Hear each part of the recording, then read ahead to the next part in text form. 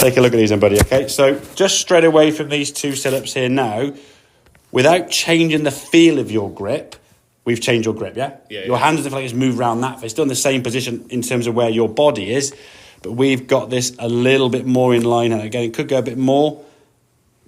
Oh, there you go. We could go a little bit more forwards here with the left hand. I think any more would probably feel so extreme, it'd be a bit weird. But you've got to think that your eye line from here, most people have been right dominant. That's kind of like where your eyes think the hands are. They go, oh, they're miles in front of the golf ball. Real and feel. So what I would suggest from before now, like before tomorrow, tonight in front of a mirror, and again, I'll send this through to you when we get back home, get this position so you can just see what it looks like when your left arm, the club, and everything match up there. You've got to push the hands forward a little bit, and when you push them forward with your hands and your head, watch my head, it's just going to move back just a smidgen, yeah? Just so you get your head back. So in an ideal world, if I clear these lines, the club would be on the blue line there, there, and there, and then your head would probably be about there, a bit off to the right. So this would be kind of your sort of spine angle there, okay? Right. A smidgen. That's going to mean your angle in the golf ball now is more that way, as opposed to when your head is too far over this way, coming down that way. So when you get steep on it, if you look at this one now on the left-hand side, because that grip is going to be weak, you're going to come back down now. At impact, you can see that big tear, the big old steep, kind of, and then it's just going to come back in that golf. Now you try and back it up a little bit, but you can see when you come back into impact now, your hand's going to be by your left thigh there. I mean, that's sort of where your hand is there. That's that ball now is coming off at quite a height. You try to kind of back up out the shot, but I mean, that club's coming in very, very steep in the golf ball, and that's where these high launch ones are coming in from. And a lot of that, I think, is if the ball is curving that way, you're trying to start it that way by doing that. And just look at my shot. If I try and swing it left, where's my shot going to go, yeah? If I try and swing it right, it's going to be more underneath, yeah? So you've got to get that launch angle different because of how your hand position is, which affects what the club face will do, which will then give your trust an element. I can swing a bit more kind of in this direction, knowing it's going to fade less. I don't think... I mean, we got you in a couple of draws there, and if we had a bit more time and went through that before maybe a comp tomorrow, we could get you in 5-10 yard draws. It'd be nice.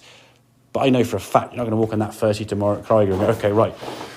Yeah, about 18th hole there. Oh, they know that right-hand side, and I'll just do a little 5 yard draw to the... No chance, yeah. And then on the third, it'd be struggle. Fourth, you might be on the fourth because you don't want to go left anyway, but chances are you'd set up there, and then you'd be like, nope, old swing, and then be on the 17th fairway somewhere, okay? So I think you've got to set up for a fade, but a less of a fade. Right. That's what you've got to play tomorrow, okay? If you can get that shot there, 241... spinning minimally, 10 yards offline, that's kind of your perfect shot, really, okay? So it's finding what that feeling was with that club. So when you look down, we can see a little bit more logo of that glove, but we haven't taken your hand and just gone, oh, strengthen the grip, because that feels really weird, doesn't it, yeah? We've taken your hands on the club, we moved you to with the clubs, you've done this more, yeah? You moved everything, not just gone and twist your forearm, because that just feels like, ooh, can't do it, yeah? There's more of a subtle change, but you can see, even though it's subtle, it's quite a big change in terms of where that hand is positioned on the golf club. You can just see where that glove, there's more logo showing, the hand on this side's a bit more underneath there. So just a more stronger grip for you, which is more into your neutral. That grip there produced probably a 5-10 yard fade. So that grip's not strong. There are guys with that grip who'd hook the ball to their left foot. So that grip to them would be strong. Yeah, just knowing what the grip for you is neutral. And I think with the driver, because that ball is further forward, we end up putting the hands this way more. It's going to feel a little bit more like we're underneath it slightly. Yeah. And don't be afraid to have a different grip with your driver to your iron, because it's a different club on a different tee in a different position, yeah? You have a different grip with your putter, don't you? Where you stood over the ball this way and you're doing a completely different shot. So this is a different shot to a 7-iron, to a driver, yeah? There's all these different sort of setups you've got to get yourself in a position to play the club successfully, which is why when people set up with a 7-iron really well, oh, my irons are great, but I couldn't hit my driver, I kept thinning my wedges. And then when they get the driver going, well, oh, my driver's amazing, but I kept thinning my irons, I couldn't hit a chip, yeah? Because people don't set up differently for each shot, they just set it one way and just sort of pigeonhole every single club into that one setup, but it doesn't work, yeah? Does that make sense then, yeah? No, yeah. Good stuff.